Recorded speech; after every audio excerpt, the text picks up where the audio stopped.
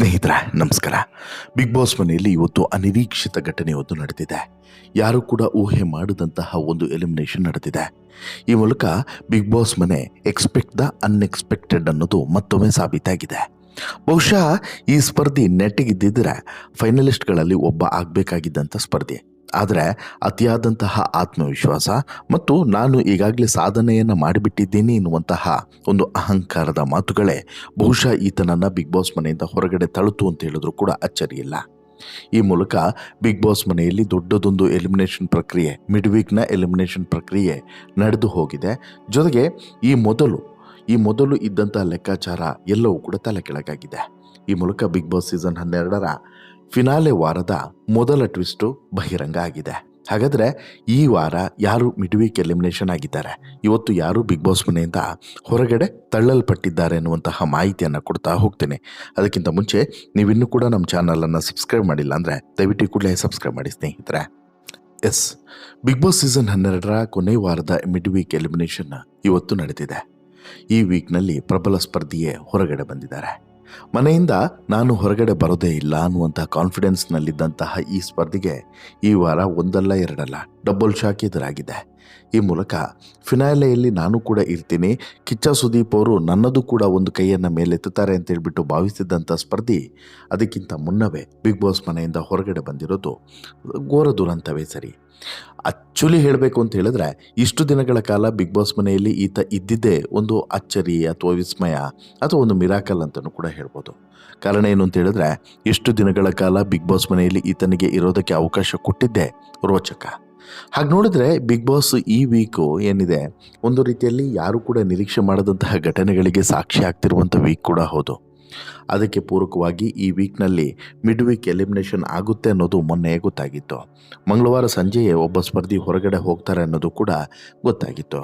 ಅದರಂತೆಯೇ ಮಂಗಳವಾರ ರಾತ್ರಿ 2 ಗಂಟೆ ಸುಮಾರಿಗೆ ಬಿಗ್ ಬಾಸ್ ಮನೆಯಿಂದ ಮಿಡ್ ವೀಕ್ ಎಲಿಮಿನೇಷನನ್ನು ಮಾಡಲಾಗಿದೆ.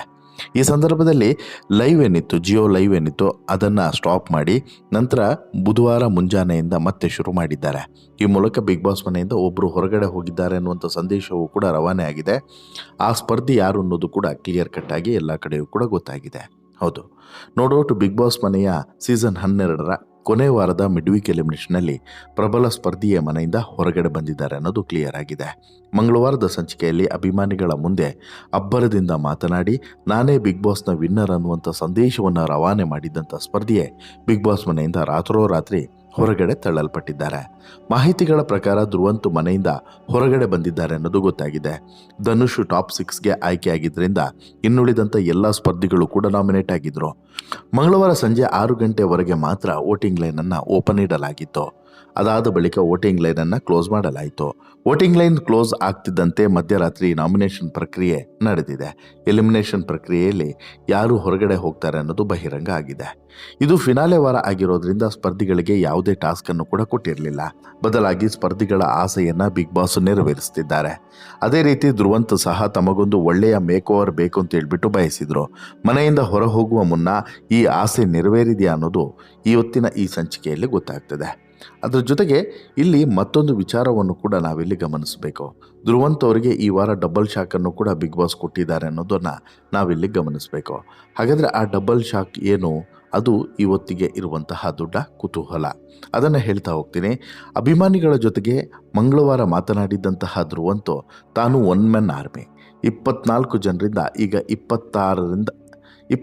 ಜನರಿಂದ ಈಗ 6ಕ್ಕೆ ತಂದು ನಿಲ್ಲಿಸಿದ್ದೇನೆ, ಅವಕಾಶಗಳನ್ನು ಕಿತ್ತುಕೊಂಡು ಆಟವಾಡಿ ನಾನು ಏನು ಅನ್ನೋದನ್ನು ತೋರಿಸಿದ್ದೇನೆ ಅಂತ ಹೇಳ್ಬಿಟ್ಟು ಅಬ್ಬರಿಸಿ ಬಬ್ಬಿರ್ತಿದ್ರು. ಜೊತೆಗೆ ಪದೇ ಪದೇ ಜೈ ಮಹಾಕಾಲ್ ಅನ್ನುವಂಥ ಘೋಷವಾಕ್ಯವನ್ನು ಮೊಳಗಿಸಿದ್ರು ಕೂಡ ಶಿವ ಕೊನೆಗೆ ಕಾಪಾಡಲೇ ಇಲ್ಲ ಅನ್ನೋದು ಮಾತ್ರ ಸತ್ಯ. ಇನ್ನು ಧ್ರುವಂತ್ ಇಷ್ಟು ಸಮಯಗಳ ಕಾಲ ಬಿಗ್ ಬಾಸ್ ಮನೆಯಲ್ಲಿ ಇದ್ದಿದೆ ಒಂದು ದೊಡ್ಡ ಅಚ್ಚರಿ ಅಂತಲೇ ಹೇಳ್ಬೋದು. ಯಾಕಂತ ಹೇಳಿದ್ರೆ ಆತ ಸಾಕಷ್ಟು ಸಲ ಬಿಗ್ ಬಾಸ್ ಮನೆಯಿಂದ ಹೊರಗಡೆ ಹೋಗುವಂಥ ನೆಕ್ ಮೂಮೆಂಟ್ವರೆಗೆ ಬಂದು ಬಚಾವಾದಂಥ ಸ್ಪರ್ಧಿ. ಈಗ ಕೊನೆಗೂ ಕೂಡ ಹೊರಗಡೆ ಬಂದಿದ್ದಾನೆ. ಬಟ್ ಹೊರಗಡೆ ಬರುವಂಥ ಸಂದರ್ಭದಲ್ಲಿ ಬಿಗ್ ಬಾಸ್ ಮತ್ತೊಂದು ಶಾಕನ್ನು ಕೂಡ ಕೊಟ್ಟಿದ್ದಾರೆ. ಈ ಹಿಂದೆ ಕಿಚ್ಚನ ಚಪ್ಪಾಳೆ, ವಾರದ ಕಿಚ್ಚನ ಚಪ್ಪಾಳೆ ಅಥವಾ ಮೊಟ್ಟ ಮೊದಲ ಸೀಸನ್ನ ಕಿಚ್ಚನ ಚಪ್ಪಾಳೆ, ಹೀಗೆಲ್ಲ ಒಂದಷ್ಟು ಪೋಸ್ಟರ್ಗಳು ಡಿಸೈನ್ ಆಗಿತ್ತು. ಅಲ್ಲಿ ಒಂದಷ್ಟು ಜನ ಏನು ಅಂದ್ಕೊಂಡಿದ್ರು, ಇಡೀ ಸೀಸನ್ನಲ್ಲಿ ಯಾರಿಗೂ ಕೂಡ ಈ ರೀತಿ ಚಪ್ಪಾಳೆಯನ್ನು ಕೊಟ್ಟಿರಲಿಲ್ಲ, ಇದೇ ಮೊಟ್ಟ ಮೊದಲ ಕಿಚ್ಚನ ಚಪ್ಪಾಳೆ ಅಂತಲೂ ಕೂಡ ಕೆಲವರು ಅಂದ್ಕೊಂಡಿದ್ದಿದ್ರೆ, ಇನ್ನು ಕೆಲವರು ಇಲ್ಲ ಇದರದ್ದು ಅಸಲಿಯತೆ ಬೇರೆ ಅನ್ನೋದು ಆವಾಗಲೇ ಕಮೆಂಟ್ಸನ್ನು ಮಾಡಿದರು. ಈಗ ಮೊಟ್ಟ ಮೊದಲ ಕಿಚ್ಚನ ಚಪ್ಪಾಳೆ ಅನ್ನುವಂಥದ್ದು ಏನಿತ್ತು ನೋಡಿ, ಅದನ್ನು ಬದಲಾಯಿಸಿ ಈ ವಾರದ ಕಿಚ್ಚನ ಚಪ್ಪಾಳೆ ಅಂತ ಹೇಳ್ಬಿಟ್ಟು ಇವಾಗ ಮರುನಾಮಕರಣವನ್ನು ಕೂಡ ಮಾಡಲಾಗಿದೆ. ಈ ಮೂಲಕ ಅಂದರೆ ಮೋಸ್ಟ್ಲಿ ಈ ಕಲರ್ಸ್ ಟೀಮು ಮತ್ತು ಬಿಗ್ ಬಾಸ್ ಟೀಮ್ಗೂ ಕೂಡ ನಂತರ ರಿಯಲೈಸ್ ಆಯಿತು ಅನ್ಸುತ್ತೆ. ಮೊಟ್ಟ ಮೊದಲ ಕಿಚ್ಚನ ಸೀಸನ್ ಚಪ್ಪಾಳೆ ಅಂತೇಳಿ ಮೊದಲಿಗೆ ಕೊಟ್ಟಂಥವ್ರು ನಂತರ ಈ ವಾರದ ಕಿಚ್ಚನ ಚಪ್ಪಾಳೆ ಅಂತೇಳಿ ಬದಲಾಯಿಸಿದ್ದು ಎಲ್ಲೋ ಒಂದು ಕಡೆ ಇದು ಧ್ರುವಂತ್ ಅಸಲಿ ಆಟ ಯಾವ ರೀತಿ ಇದೆ ಅನ್ನೋದನ್ನು ಬಹುಶಃ ತೋರಿಸಿದಂತಾಗಿತ್ತು. ಜೊತೆಗೆ ಸಾಕಷ್ಟು ಜನ ಆಕ್ರೋಶವನ್ನು ಕೂಡ ಹೊರಗಡೆ ಹಾಕಿದ್ರು, ಏನು ಅಸಲಿಯತ್ತು ಏನು ಅಂತ ಹೇಳ್ಬಿಟ್ಟು. ಅಂದರೆ ಧ್ರುವಂತ್ಗೆ ಈ ರೀತಿ ಚಪ್ಪಾಳೆಯನ್ನು ಕೊಟ್ಟಿದ್ದು ಸಿಕ್ಕಾಪಟ್ಟೆ ಆಕ್ರೋಶಕ್ಕೆ ಕೂಡ ಕಾರಣವಾಗಿದ್ದಾರೆ.